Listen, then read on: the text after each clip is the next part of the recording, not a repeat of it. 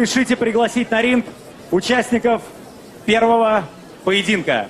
Весовая категория до 70 килограммов. Красный угол ринга. Арман Успанов из Казахстана, с клуба «Алаш Прайд». Для меня честь участвовать в Лиге С-70. И для меня честь защищать своей страны флаг из Казахстана.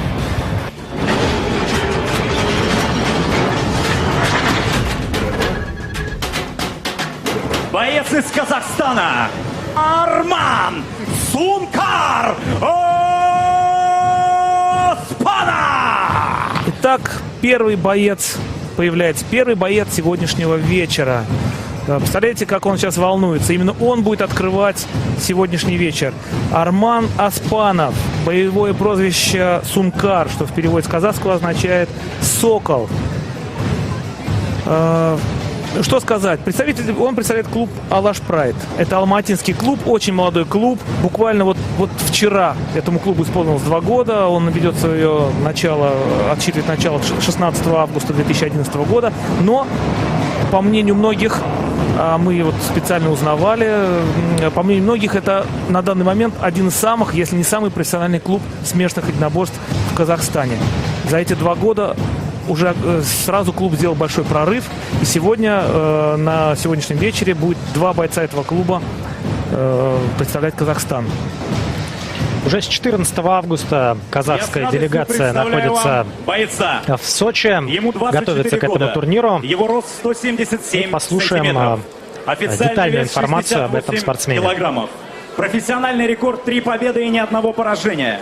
Мастер спорта по боевому самбо, мастер спорта по джиу-джитсу, призер чемпионата мира по профессиональному панкратиону, чемпион Казахстана по боевому самбо, чемпион Казахстана по джиу-джитсу, не знающий поражений, Арман Сункар Оспанов!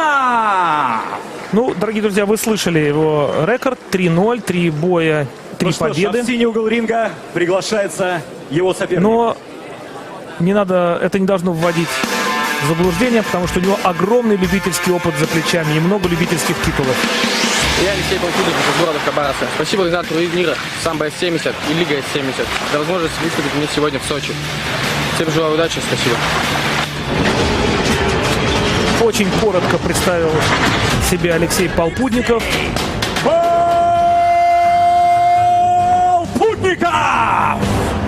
А точно так же, как сегодня 2 бойца представляют казахскую школу единоборств, точно так же сегодня 3 бойца будут представлять дальневосточную хабаровскую школу единоборств смешанных. И если конкретно, то панкратион, очень сильно развитое на Дальнем Востоке направление смешанных единоборств. Так и Алексей Полпудников, действующий чемпион России по панкратиону. Ну, хотя изначально он выходец из Ушу Саньда, то есть ударник, но вот достиг успехов и в смешанных единоборствах, хотя для него... Представляю вам бойца. Я думаю, что еще основные титулы сейчас впереди. Ему 20 лет. Его рост 177 сантиметров. Вес 68 килограммов. Его профессиональный рекорд: 16 побед и всего 4 поражения.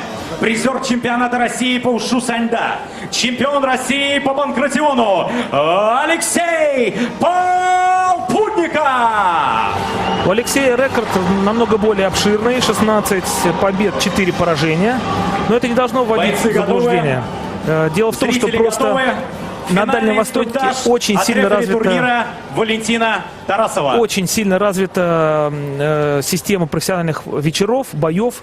И просто вот у него было больше возможностей выступать по разным версиям профессиональных правил. Ну, прежде всего, по панкратиону. В то время как в Казахстане, как я сказал, клуб «Алаш Прайд» только 2 года как существует, но и бойцы, соответственно, вот в профессиональных турнирах участвуют очень недавно. Но, несмотря на это, вот казахские спортсмены в последние годы демонстрируют высочайший уровень. И, если раньше к ним относились так скептически, то вот в последние, наверное, года 2, если спортсмен из Казахстана, то ни в коем случае нельзя его недооценивать. И вот В мае, если я не ошибаюсь, был турнир очередной под эгидой Fight Nights, и там казахские спортсмены продемонстрировали высочайший уровень ведения поединков. Вообще, казахские бойцы – это лидеры среднеазиатского вообще единоборств, вообще всех, не только смешанных. И я думаю, что мы должны ожидать интересного боя, потому что в Казахстане существует такая, своя школа существует, некий свой стиль боя. Как правило, ребята разносторонне подготовлены, они хорошо и бьют, и борются. Вот чем-то напоминает среднеазиатская школа, вот она близка к нашей кавказской. То есть ребята и бьют, и борются. Нельзя сказать, что они там чистые ударники или чистые борцы. Вот смотрите, встречный правый кросс. Очень точно. Останавливает Первый бой закончился. Поединок рефери. Очень коротко, мы даже толком не успели войти в ход поединка. Но фактически все решил этот первый же удар Армана Оспанова. Встречный удар. Ну, Алексей Гладиатор Полпудников, боец такого ударного стиля, ярко выраженного, как любит рубку. сказал он выходит из Саньды, да, он начал в традиционной ударной манере, много бил ногами, забыв, что здесь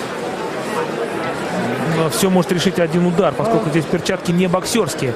Ну, я хочу сказать, что Полпудников, в общем, попытался защититься уже в партере, он попытался пойти даже на болевой каким-то образом. Сначала ногами пытался оттолкнуть соперника. Но, вы знаете, мне вот сложилось впечатление, что вот, как ни странно, при таком рекорде 20 поединков он провел по смешанным единоборствам профессионально.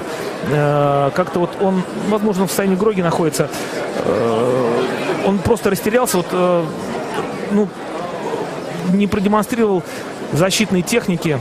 Но там, на мой взгляд, просто мощнейший удар он пропустил, и уже вот что в партере он пытался обороняться рефлекторно, на он действовал. рефлексов, да, можно по глазам посмотреть, что абсолютно потерянным выглядел, и рефери принял абсолютно верное решение, остановив поединок. Вы даже, если вот сейчас обратили внимание, рефери, когда подошел к Полпуднику, уже Арман Оспанов отошел, а Алексей еще находился в бою. Он даже как бы переключился на рефери. Он даже не понимал, кто. Вот, посмотрите, этот момент, он даже не понимает, кто, что, где, кто, что это не соперник. Понимаете, он пытается сделать треугольник рефери. Это значит, фактически он находится в нокауте, просто с открытыми глазами. Правый прямой, встречный. Это как бы школьная ошибка. Нарабатывают бойцы в ответ на лоу-кики. Встречные удары. Правша правый, левша левый. Алексей несколько расслабился. Раз удар вроде бы прошел. Он очень жестко начал жесткого лоу-кика. 2 прошел. А на 3-й он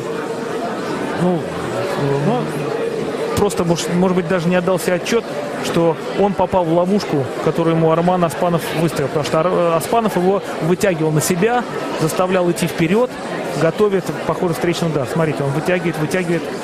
Да, удар через руку, да, практически, да. Это еще повезло, можно сказать, Алексею Полпудникову. Удар пришелся в область скулы. Придите он чуть ниже в челюсти, и там был бы глубочайший нокаут. Фактически он находится в нокауте. Ну, сложно сказать, повезло, когда человек находится в таком нокауте или в другом. Но, на мой взгляд, может быть, даже перегорели. Если вы обратили внимание, Арман Оспанов и Алексей Полпудников не выходили на представление бойцов. Они готовились к бою. И вы можете себе представить, какое давление на них в этот момент они испытывали на себе. Потому что они открывают